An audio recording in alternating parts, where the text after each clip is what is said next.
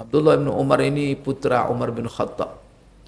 Dia merupakan salah seorang ulama besar di kalangan sahabat Rasulullah SAW.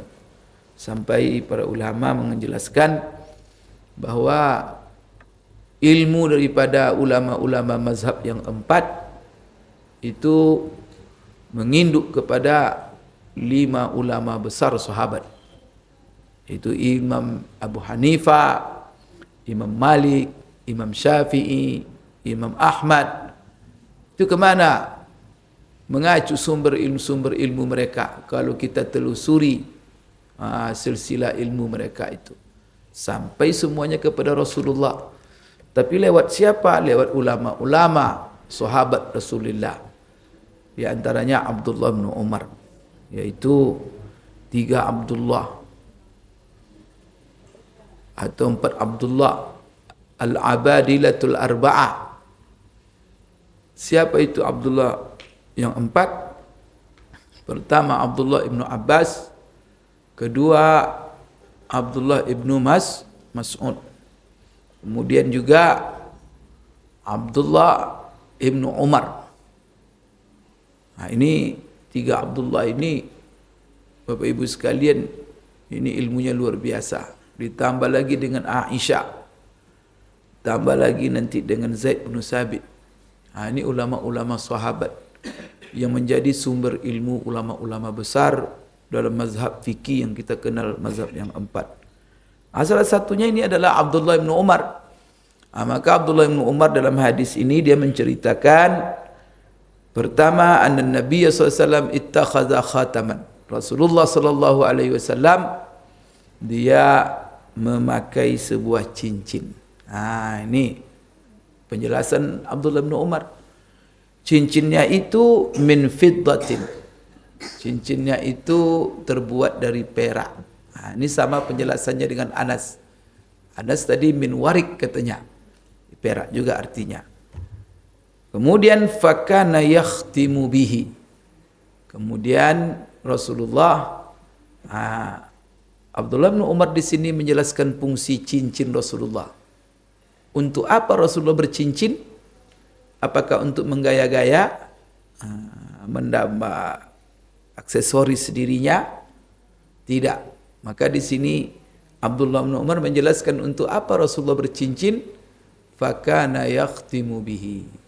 Yang mana cincinnya itu digunakannya untuk stempel, untuk mencap. Jadi fungsi cincin Rasulullah itu stempel. Menstempel surat-surat yang dikirimnya ke mana-mana. Nanti ada penjelasan yang lebih panjang lagi. Kemudian wala yalbasuhu. Rasulullah tidak memakainya. Maka di sini kemarin kita sudah jelaskan apa maksud Rasulullah tidak memakai cincinnya. Dia punya cincin tapi tak memakainya. Maksudnya kata ulama yang paling dekat hadis ini, maksudnya kalau dia sedang membuat stempel, maka cincin itu ditanggalkannya. Dia lagi tidak pakai. Tapi kalau tidak digunakan untuk stempel, dia pakai. Dengan hadis-hadis yang lain. Ini penjelasannya. Berarti penjelasan Abdullah bin Umar bertambah. Bukan hanya sekedar cincin dan terbuat dari perak, tetapi fungsi daripada cincin itu adalah untuk stempel. Kemudian berikutnya hadis Anas bin Malik lagi. Penjelasan dari Anas bin Malik, dan ini adalah sanadnya semuanya sahih-sahih. Bahkan ada di dalam Sahih Bukhari dan juga dalam Sahih Muslim. Apa kata Anas menceritakan?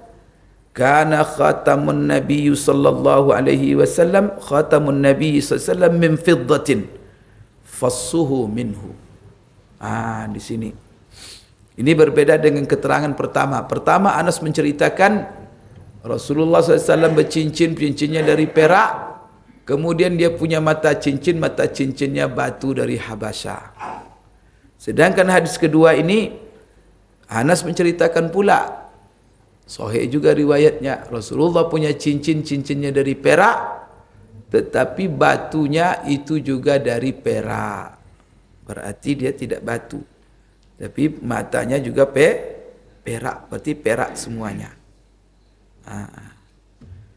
Bapak Ibu sekalian, bagaimana menggabung antara dua hadis itu? Satu mengatakan dari batu Habasyah, yang satu mengatakan tidak. Rasulullah tak ada pakai batu cincin dia, tapi mata cincinnya itu perak juga. Nah, nanti dalam hadis lain ada tambahan bahwa mata cincin itu perak yang tertulis di situ Muhammad Rasulullah. Itulah yang digunakan untuk stempel. Nah, di sini lebih masuk akal. Kenapa? Kalau dia untuk stempel, tak mungkin di atas batu. Gimana mau lukis atas batu untuk di stempel? Nah, tentu juga perak yang barangkali bentuknya kotak 4, segi 4. Nah, kemudian di situ tertulis, itulah yang dijadikan untuk stempel-stempel itu. Nah, ini keterangan Anas bin Malik. Berarti bertentangan antara keterangan pertama, keterangan kedua. Bagaimana ulama mengkolaborasikan antara dua hadis yang kelihatan agak kontradiktif. Satu mengatakan batu, satu mengatakan tidak. Mata cincin Rasulullah itu juga perak. Maka di sini yang paling dekat penjelasannya adalah bahwa Rasulullah tidak hanya punya satu cincin. Dia punya lebih dari satu. Cincin yang pertama ada batunya. Dan itu batu Habasyah. Cincin kedua matanya dari perak, itu yang digunakan untuk menstempel. Nah, itulah penjelasan ulama terhadap dua hadis yang kelihatan kontradiktif.